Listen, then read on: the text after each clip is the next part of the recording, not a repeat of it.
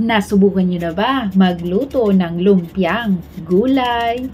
Siyempre, eto ang ating mga recipe. Panoorin natin kung ano ang aking mga ingredients. Pero bago yan, huwag nyo kalilimutan, i-follow ang aking Facebook page at subscribe to my YouTube channel, Forever Kitchen. At i-share nyo na rin pagkatapos nyong mapanood ang video. Thank you guys. So ayun na guys, syempre nagano tayo ng mga carrots, naghiwa. Mayroon din akong cabbage. Yung cabbage ko purple, pwede rin gamitin nyo yung green one. At hihiwain lang natin yan ng maliliit.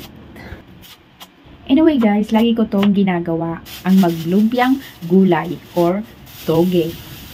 So yun guys, sugatan lang natin ng maigi ang toge. At pagkatapos niyan, paghalo-haluin natin ang mga gulay na hiniwa natin. Ayan. Yung cabbage, carrots, at saka yung mung bean sprout. So guys, sibuyas lang pala ang aking hiniwa at ang aking panggisa. At mayroon akong tofu. Ayan, fresh tofu. So, hahaluan natin ang tofu para mas masarap pa ang ating lumpiang gulay. So, syempre guys, gigisa lang natin yung sibuyas. Anyway guys, nakalimutan ko ma-video yung paglagay ko ng chicken cubes at saka tofu. Tapos, yung mga gulay. So, ayan, hinalo ko na agad. Dahil nakalimutan ko yung video. So, ganun lang yun guys. Anyway, half cook lang yung gulay. So, hindi natin masyadong lulutuin kasi nga, ipiprito pa natin yan. So, pagkatapos nyan guys, meron tayong spring roll. Ibabalot lang natin yan sa spring roll wrapper. So, ayan. Napakasimple lang. Pagka nabalot na, syempre, i-fry na natin yan. So, napakadali lang guys. Pwede nyong gayahin. At magugustuhan to ng inyong pamilya.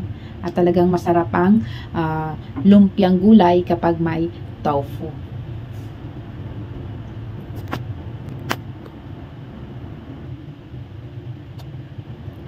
So guys, once again, wag niyong kalilimutan i-share ang aking video para naman malaman ng inyong buong pamilya at friends sa Facebook page kung paano magluto ng lumpiang toge. So yun guys, mag-fry na tayo ng ating spring roll or lumpiang gulay. Diba guys, ang sarap-sarap niyan.